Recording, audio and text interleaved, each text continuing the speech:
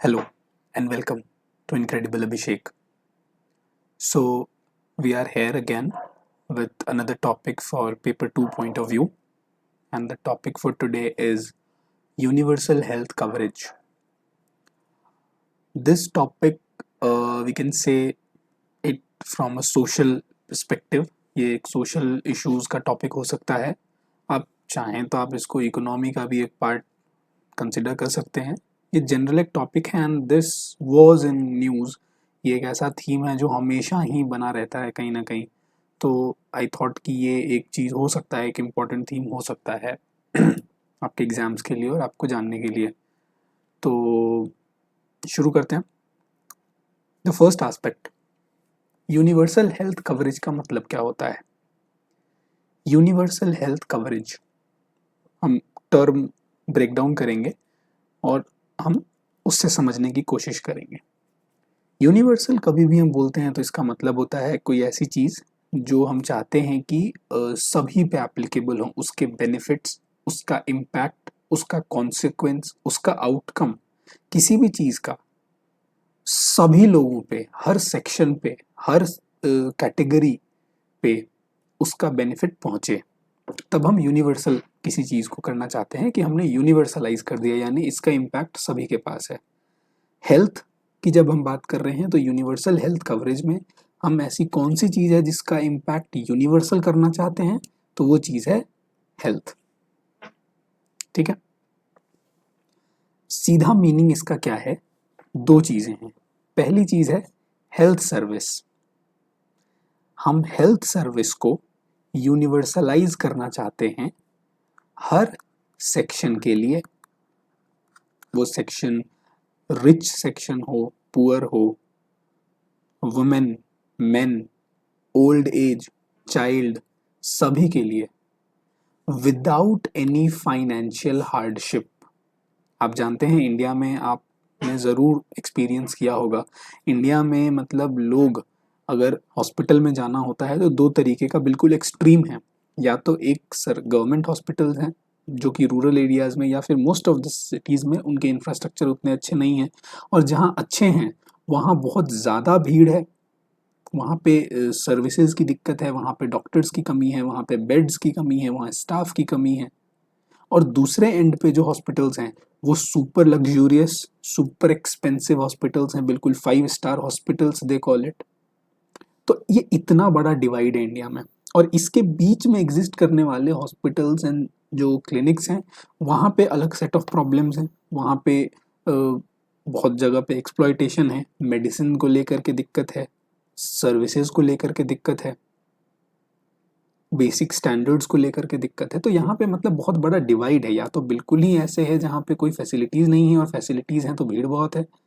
आप बहुत सारे फेमस इंडिया के गवर्नमेंट इंस्टीट्यूशंस हैं, हॉस्पिटल्स हैं जो बहुत पॉपुलर हैं, बहुत अच्छे इंस्टीट्यूशंस हैं, बट आप सुनते होंगे कि वहाँ पे अगर आप अपॉइंटमेंट लेंगे तो 6-6 महीने बाद का अपॉइंटमेंट डेट मिल रहा है.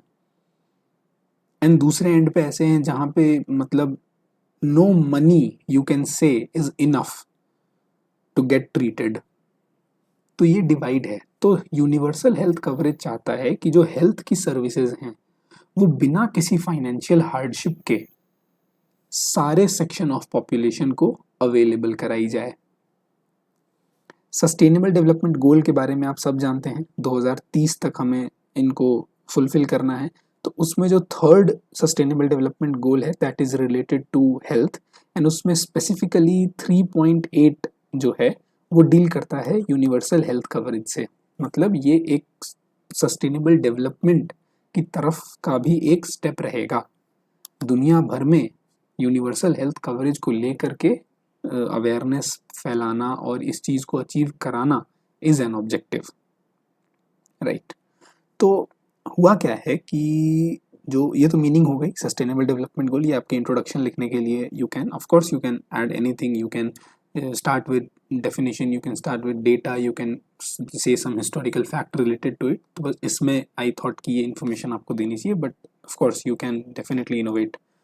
तो रिसेंटली WHO की जो फाइंडिंग है उसने ये बताया है कि the world is of track in achieving the goal.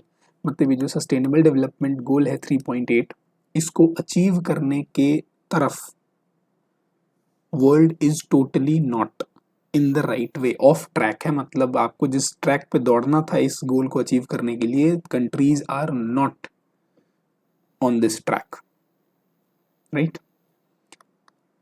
तो ठीक है, ये हमारा बेसिक इंट्रोडक्शन हो गया। अब हम देखते हैं इस टॉपिक के बारे में क्या है। अब क्या इंपॉर्टेंस है यूनिवर्सल हेल्थ कवरेज की, तो ये इंपॉर्टेंस 5 दिए हुए हैं। इंपॉर्टेंस का मतलब होता है कि क्यों यूनिवर्सल हेल्थ कवरेज चाहिए। तो देखो, ये मैंने बुलेट पॉइंट्स में, मैंने लास्ट टॉपिक में भी बताया था, ये बुलेट पॉइंट्स में इसीलिए रहते हैं so that you develop the art of expression by understanding the topic, having the keywords, and then you start practice writing. So that is why it is like this. So you need to write all these topics after seeing the video. तो importance की बात करते हैं। तो सबसे पहला importance है human resource. What does this mean? देखो, ह्यूमंस को एज अ रिसोर्स ट्रीट करना। रिसोर्स ऐसा क्या चीज़ होता है? रिसोर्स कोई भी वो चीज़ होती है जिससे बेनिफिट एक्सट्रैक्ट किए जाते हैं। और ह्यूमन से बेनिफिट एक्सट्रैक्ट कैसे किए जाएंगे? वो पढ़ेगा, लिखेगा, स्किल्ड होगा, जॉब करेगा, अपना बढ़िया करेगा, अपना प्रोस्पेरिटी होगी, फैमिली की होगी, सोसाइटी की होगी, नेशन की होगी, दुनिया की होगी। तो ह्यूमन रिसोर्स कब काम करेगा अच्छे से? जब वो हेल्दी रहेगा, राइट। अनलेस एंड अनटिल वो हेल्दी नहीं है, वो काम नहीं कर पाएगा, वो एजुकेशन नहीं ले पाएगा। आप जा करके देखोगे जहाँ भी जो थोड़े से हिंटरलैंड्स वाले एरिया हैं, जहाँ पे मेल न्यूट्रिशन है, आप देखोगे बहुत सारे बच्चे हैं, स्टंटिंग एंड वेस्टिंग कहते हैं उसको। जिनमें से आपको पता है स्टंटिंग एंड वेस्टिंग का डिफरेंस क्या है, आप मुझे ज़रूर बताइए। तो मेल न्यूट्रिशन की दिक्कत है। अब मेल न्यूट्रिशन है, इसकी वजह से क्या वो स्कूल जा पाएगा? बच्चा जिसको मेल न्यूट्रिशन है वो बीमार रहता है, वो स्कूल नहीं जा पाएगा। वो स्कूल नहीं जा पाएगा तो वो एजुकेटेड नहीं होगा। वो एजुकेटेड नहीं हो पाएगा तो उसको जॉब नहीं लगेगी, एंड ही और she will be trapped in the vicious trap of poverty. तो सबसे पहली ज़रूरी तो क्या है कि यूनिवर्सल किया जाए, बिकॉज ह्यूमन रिसोर्स को वेस्ट नहीं जाने देना है हमें। क्योंकि यही ह्यूमन रिसोर्स, जो सेकंड इंपॉर्टेंस है इसका, यही, इसी को तो एम्प्लॉयमेंट मिलेगी, यही तो प्रॉस्पेरिटी लाएगा देश में। देश में लोग एम्प्लॉयड होंगे तभी तो जो services and goods and services produce हो रही हैं देश में और दुनिया में, उसको परचेज करेंगे। उनके पास पैसे होंगे, डिस्पोजेबल इनकम होगी, तभी तो एम्प्लॉयमेंट सिनेरियो के लिए भी बहुत ज़रूरी है। हेल्दी ही नहीं रहेगा तो कैसे चलेगा काम? तो इसलिए हेल्थ भी ज़रूरी है। तीसरी चीज़ है डेमोग्राफिक डिविडेंड। डेमोग्राफिक का मतलब होता है आपके पॉपुलेशन से रिलेटेड, डिविडेंड का मतलब होता है उससे बेनिफिट निकालना। डेमोग्राफिक डिविडेंड एक ऐसा कंसेप्ट है जो बताता है कि जितने देश में यंग पॉपुलेशन होंगे, उस यंग पॉपुलेशन के होने से उस देश को बहुत फ़ायदा होता है, और वो देश के लिए एक अपॉर्चुनिटी होती है कि उससे पूरा फ़ायदा निकाला जाए और देश की प्रगति करी जाए। तो जब हेल्थ जैसा बेसिक सर्विस नहीं रहेगा, तो जो बचपन से लेकर के बुढ़ापे तक एक चीज़ आपके साथ रहती है सिर्फ, और वो है आपकी हेल्थ। अगर वही नहीं रहेगा तो डेमोग्राफिक डिविडेंड कहाँ से मिलेगा देश को? National progress, of course. जब ये सारी चीज़ें मिल जाएंगी तो नेशन का प्रोग्रेस ही हम पर होगा। आप जा कर के देखें, जो भी क्राइसिस रिलेटेड कंट्रीज आपके दिमाग में आती हैं दुनिया में, वो कहीं भी आप पूरा वर्ल्ड मैप देखें और आपको जहाँ भी पता है कि क्राइसिस चल रहा है, वहाँ पे आप एक चीज़ नोटिस करेंगे कॉमन, कि वहाँ हेल्थ रिलेटेड क्राइसिस हमेशा है। वहाँ लोगों के पास फूड नहीं है, वहाँ लोगों के पास मेडिसिन्स नहीं है, वहाँ लोगों के पास डॉक्टर्स नहीं हैं। इसी वजह से जो पॉपुलेशन है वो सफ़र कर रही है और वो क्राइसिस में है। वो पॉलिटिकल क्राइसिस भी जहाँ पे है, वहाँ पे सबसे पहले क्या प्रोवाइड कराया जाता है? जहाँ पे एड भिजवाते हैं, ह्यूमैनिटेरियन एड, क्या भिजवाते हैं सबसे पहले? Food and medicines. यानी medicines, health, health is the सबसे बेसिक नेसेसिटी, आप एक इंडिविजुअल के लाइफ से लेकर के पूरे देश के प्रोग्रेस तक। ठीक है।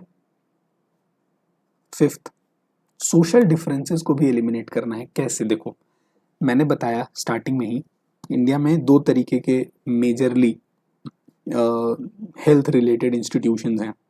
एक तो बिल्कुल ही ऐसा है जो गवर्नमेंट, आप पीएचसीज का नाम सुना होगा आप में से किसी ने, प्राइमरी हेल्थ सेंटर्स, जिसको अब हेल्थ एंड वेलनेस सेंटर्स बोलते हैं। तो ये पीएचसीज जो हैं, ये इनका काम ये था कि ये सबसे विलेज लेवल पे जो है, सो ये एक हॉस्पिटल का इंफ्रास्ट्रक्चर होगा। प्राइमरी हेल्थ सेंटर्स ये सबसे विलेज लेवल पे काम करेंगे, इससे ऊपर सेकेंडरी, इससे ऊपर टर्शियरी, जो कि सब डिवीजन में और फिर डिस्ट्रिक्ट में होगा रिस्पेक्टिवली। ये जो कितने सारे गांव में अगर आप पीएचसी की जा करके देखेंगे तो इसमें गेट और बिल्डिंग नहीं है। मतलब हॉस्पिटल तो छोड़ो, डॉक्टर तो छोड़ो, फार्मेसी तो छोड़ो, एक्सरे मशीन, अल्ट्रासाउंड मशीन और सब कुछ छोड़ दो, हॉस्पिटल नाम पे पीएचसी है एंड गेट नहीं है, फैन नहीं है। तो प्रॉब्लम क्या है कि ये जो पीएचसीज है इसमें कौन से लोग जाते हैं दिखवाने, या फिर इस तरीके की हेल्थ सर्विसेज कौन से लोगों को मिलती है? जनरली जो unfortunately the so called lower strata of our society है, अनफॉर्चुनेटली उनको ये खराब सर्विसेज मिलती हैं। और दूसरे साइड पे आप किसी भी फेमस, जिनका आप नाम जानते हैं, जो बड़े बड़े हॉस्पिटल चेन्स हैं, आप उनमें जाकर के देखिएगा तो एक बड़े से हॉस्पिटल में 5-5 रेस्टोरेंट्स और कैफेज हैं। ये, और वहां पे कौन जाते हैं? The rich class. तो ये आपके यूनिवर्सल हेल्थ कवरेज नहीं होने की वजह से समाज में ये एक नया सोशल डिफरेंस क्रिएट हो रहा है। ऑलरेडी समाज में इतने सारे सोशल डिफरेंसेस हैं, आप एक हेल्थ के बेसिस पे और क्रिएट कर रहे हैं। हेल्थ तो दोनों की प्रीशियस होनी चाहिए ना, गरीब हो या अमीर हो, दोनों के हेल्थ की तो कॉस्ट एक ही होनी चाहिए। बट ये अनफॉर्चुनेटली नहीं है। अगर यूनिवर्सल हेल्थ कवरेज होगा तो ये एलिमिनेट करेगा इस सोशल डिफरेंस को। और बहुत सारे आप इंपॉर्टेंस इसके सोच सकते हैं। इंडिया में क्या अप्रोच फॉलो हुई है इस रिगार्डिंग हम देख लेते हैं। पहले तो इंडिया में एक नेशनल हेल्थ पॉलिसी है 2017 की। ये पॉलिसी का मतलब होता है कि ये हम, हमारे गोल्स हैं, हम फुलफिल करना चाहते हैं इनको, तो इसमें हमने यूनिवर्सल हेल्थ कवरेज एक हमारा गोल है, हमें इसे फुलफिल करना है। एक सर्विस कवरेज इंडेक्स होता है, ये सस्टेनेबल डेवलपमेंट से ही रिलेटेड है, बस आपको एक बेसिक डेटा के लिए बहुत ज़्यादा याद करने की ज़रूरत नहीं है। एक इसमें क्या होता है ना कि एक इंडेक्स होता है जिसमें हम 0 से लेकर के 100 तक पॉइंट्स देते हैं इंडेक्स में। 100 is the best and 0 is the worst. इसमें क्या होता है कि हम अलग अलग इंडिकेटर्स पे कैलकुलेट करते हैं कि एक कंट्री में कितना बढ़िया काम हो रहा है यूनिवर्सल हेल्थ कवरेज को लेके, और वो सारे को अलग अलग मैथमेटिकल कैलकुलेशन करने के बाद इंडिया का स्कोर जो है वो 63 है। तो ऑफ कोर्स इट इज़ 50 से ज़्यादा। हमारे कुछ स्कीम्स हैं जो हम यहाँ देखेंगे, उनके बेसिस पे ये हुआ है, लेकिन प्रॉब्लम इसकी 2019 में इट वाज 64 एंड 2021 में it is 63। Can you tell me ये एक पॉइंट नीचे क्यों हो गया? क्यों इंडिया में थोड़ा ये जो इंडेक्स था जो हम ठीक ठाक कर रहे थे वो एक पीछे हो गया? बिकॉज 2020 में क्या हुआ था? It was a Covid year, and Covid ने जो सबसे ज़्यादा जिस सेक्टर को इम्पैक्ट किया है that is the health care sector. तो एक ये चीज़ हुई है, क्योंकि बहुत ज़्यादा हमारी रिक्वायरमेंट्स, मतलब we were not able to basically supply to the demand that was there during COVID. So इसकी वजह से ये हॉल्ट है। बाकी गवर्नमेंट की स्कीम्स हैं, गवर्नमेंट के प्रोग्राम्स चल रहे हैं। The flagship scheme in this regard is Ayushman Bharat scheme. ये एक स्कीम है जिसमें 5 लाख रुपीज़ का हेल्थ इंश्योरेंस मिलता है फैमिलीज़ को, एंड दिस इज समथिंग जो एक तरीके से यूनिवर्सलाइज कर दिए हुए। इसमें जितने बेनिफिशियरीज हैं, I am not sure about the data, but this definitely caters to more than 60 crore Indians. So this is a huge number, एक particular scheme catering to this much. So this is a very good scheme. So Ayushman Bharat ये क्या करता है? Health insurance provide करता है, right? जिसमें आप कहीं भी किसी भी हॉस्पिटल में, गवर्नमेंट प्राइवेट में जाएंगे, आपको 5 लाख रुपए तक का हेल्थ इंश्योरेंस सरकार देगी, आप इलाज करा सकते हैं। So this is a thing, ठीक है, this is a good step. Of course infrastructure, नया हॉस्पिटल सरकार खुद बनाए, ये बहुत अच्छी बात है, but that will take time and that will take huge amount of money. तो तब तक के लिए क्या करना है? तो तब तक के लिए this scheme is a flagship and outstanding step. दूसरी चीज एक मिशन इंद्रधनुष है। दिस इज बेसिकली इम्यूनाइजेशन का स्कीम। बच्चे जब छोटे होते हैं तो आप देखते हैं उनको बहुत सारे टीका लगाए जाते हैं, उनको बहुत सारे वैक्सीन्स लगाए जाते हैं। तो वो लगाना बहुत ज़रूरी है। क्यों? क्योंकि बचपन में अगर वो लगे रहेंगे तो वो फ्री फ्रॉम डिजीजेज रहेगा बहुत सारे, एंड तभी तो वो जा करके एक हेल्दी चाइल्ड और हेल्दी ह्यूमन बीइंग में डेवलप करेगा, हेल्दी यंग पॉपुलेशन बनेगा और डेमोग्राफिक डिविडेंड और नेशनल प्रोग्रेस की तरफ जाएगा। बचपन में ही अगर नहीं लगा उसको वो सब, तो वो तो उन बीमारियों का शिकार होगा। तो वो तो फिर तो वही unhealthy population and failure of everything that we just saw. ऊपर में नेशनल प्रोग्रेस हो, डेमोग्राफिक डिविडेंड हो, एम्प्लॉयमेंट हो, या कुछ भी हो। तो इसलिए ये एक अच्छा स्कीम है। तीसरा स्कीम है जननी सुरक्षा योजना। This is basically for institutional delivery. Institutional delivery क्या होता है कि जब प्रेगनेंसी होती है तो प्रेगनेंसी के बाद जो चाइल्ड बर्थ है उसको हॉस्पिटल में कराया जाए, वो कहीं घर पे ही मेड्स के थ्रू ना हो, वो इंस्टीट्यूशनल हो, है ना। तो इसके लिए ये भी सेम इम्पोर्टेंस है कि जो बच्चा जन्म लेगा उस समय mother maternal health and the child health natal health ये दोनों बहुत इंपॉर्टेंट हैं, और उसी समय के लिए इम्पोर्टेंट नहीं है, फ्यूचर में भी बहुत इंपॉर्टेंट है, क्योंकि उस समय अगर कुछ खराबी हो गई अनफॉर्चुनेटली तो that might even lead to the death of the newborn और द मदर। तो इसीलिए ये एक स्कीम है, और ऐसे बहुत सारे स्कीम है, आप इस पे और ढूंढ सकते हैं, but this is what basically you just not need to bombard too many things. आपको आर्ग्यूमेंट रखना है, आर्ग्यूमेंट को सब्सटैंशिएट करने के लिए just give facts and all these things, ठीक है। अब क्या चैलेंजेस क्या हैं, तो ऑफ कोर्स चैलेंजेस आप खुद भी सोच सकते हैं, but this is very simple. सबसे पहले तो इंडिया में जो हेल्थ केयर स्पेंडिंग है that is very less. State government और यूनियन गवर्नमेंट मिला करके we are spending only 2% of GDP. This is the data from economic survey. So we are spending this much, expected कितना है 5%। तो पहले तो इतनी कम स्पेंडिंग है तो कैसे यूनिवर्सल करेंगे, क्योंकि उसमें यूनिवर्सल करने के लिए तो पैसा लगेगा ना, हॉस्पिटल्स बनाने पड़ेंगे, इंश्योरेंस कवरेज बढ़ानी पड़ेगी, लोगों को बढ़ाना पड़ेगा, बेड्स लेने पड़ेंगे, डॉक्टर्स हायर करने पड़ेंगे। तो पहले तो हेल्थ केयर स्पेंडिंग कम है, इंश्योरेंस पेनिट्रेशन कम है, इंश्योरेंस लोगों का इंश्योरेंस खरीदना, लोग हेल्थ इंश्योरेंस परचेज करें, उसकी जो नहीं परचेज कर सकते हैं उनको सरकार अवेलेबल कराए, तो ये सब चीज़ों का कम है कल्चर, तो इसको थोड़ा सा देखना पड़ेगा। कैटेस्ट्रॉफिक हेल्थ स्पेंडिंग, ये चीज़ क्या होती है कि कैटेस्ट्रॉफिक हेल्थ स्पेंडिंग माना जाता है कि अगर आपकी इनकम 100 रुपीज़ है और उस 100 रुपीज़ में अगर आप 10 रुपये से ज़्यादा 10 और मोर अगर आप हेल्थ पे स्पेंड आपको करना पड़ रहा है अपने अपने या अपने फैमिली के, तो दैट इज़ कैटेस्ट्रॉफिक, मतलब वो बहुत अच्छा नहीं माना जाता है। आपका 100 रुपये में से 10 रुपये चले जा रहे हैं हेल्थ स्पेंडिंग में, 10% से ऊपर अगर हो तो that is catastrophic, that is not good. India में that is 18%, almost double. So we are not only having catastrophic health spending, we are having double catastrophic health spending. आप जाके कभी आपने आप में से किसी ने एक्सपीरियंस किया होगा अनफॉर्चुनेटली, या कभी कोई दूसरे को जानता है, आप जाके पूछें कि कोई इंसान है जो किसी प्राइवेट हॉस्पिटल में बहुत दिनों तक एडमिटेड था और बाद में वहाँ से निकल के आया, जस्ट आस्क देम कि हाउ मच दे स्पेंड।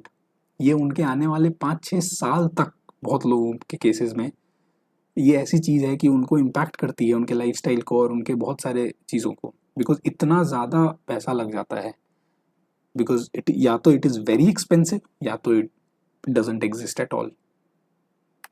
कहीं पे इतना एक्सपेंसिव है कि 18% हेल्थ स्पेंडिंग हो जा रही है आपके टोटल इनकम की, और कहीं पे इतना है कि पीएचसीज में गेट और बिल्डिंग्स नहीं है, पानी नहीं है, वॉशरूम नहीं है। तो दिस इज अनदर चैलेंज, ये देखना पड़ेगा। फिर एक्सेसिबिलिटी इशू है, वही सोशल चीज़ों की बात मैंने करी कि गांव में रूरल एरियाज़ में एक्सेसिबिलिटी ऐसी है कि रूरल एरियाज़ में एक पीसीएम जो है, कोविड में ऐसे कितने न्यूज़ आए थे कि कितने सारे ऐसे गांव हैं जहाँ पे जो डिस्पेंसरी है वहाँ पैरासीटामोल नहीं मिल रहा है, और दूसरे साइड पे अगर आप जाएंगे किसी ऐसे सुपर स्पेशलिटी और मल्टी स्पेशलिटी हॉस्पिटल्स में, तो वहाँ पे आपको डोमिनोज और ऐसे ऐसे जो कैफ़ेज़ हैं वो 10-10 कैफ़ेज़ एक हॉस्पिटल में हैं।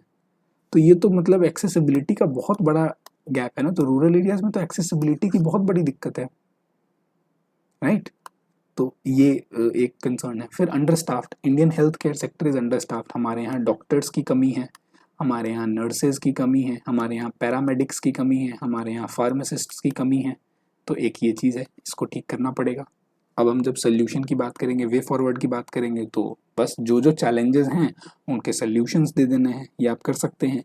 इसमें मैंने एक्स्ट्रा क्या दिया है, 2-3 चीज़। एक तो 5% करना पड़ेगा हमें एक हेल्थ केयर स्पेंडिंग। एक क्या है कि बैंक एश्योरेंस एक होता है, बैंक का श्योरेंस, जिसमें क्या होता है कि बैंक अकाउंट खोलते वक्त या बैंक के थ्रू ही आप इंश्योरेंस पॉलिसीज ले लें। इसको अगर प्रमोट करेंगे ना, तो बैंक अकाउंट्स कंपेरेटिवली ज़्यादा हैं as compare to insurance policies. तो अगर बैंक्स इसको प्रमोट करेंगे ना, तो साथ ही साथ क्या होगा कि फाइनेंशियल इंक्लूजन के साथ साथ इंश्योरेंस भी लोगों के पास आएगा। एक चीज़ हम क्या कर सकते हैं, टेलीमेडिसिन को प्रमोट कर सकते हैं कि अगर हम गांव में ही जहाँ पे एक्सेसिबिलिटी नहीं है अभी, तो टेलीमेडिसिन, ताकि बेसी सर्दी बुखार जुकाम इन सब चीज़ों में लोग जो हैं सो डॉक्टर से फ़ोन पे वीडियो कॉल पे किसी तरीके से कॉन्टैक्ट कर पाएँ और इमीडिएट मेडिसिन ले पाएँ। They should not be depending upon the so called quacks. Quacks आप जानते होंगे, people who practice medicine without having a degree in medicine, specially prevalent in rural areas. तो telemedicine can be explored, this is a very good solution to this problem, so that कि immediately कोई ऐसा, बहुत बार ऐसा होता है ना कि गलत मेडिसिन किसी ने बता दिया, खा लिया और उससे रिएक्शन हो गया और ज़्यादा प्रॉब्लम हो गई, तो this is something this should not happen.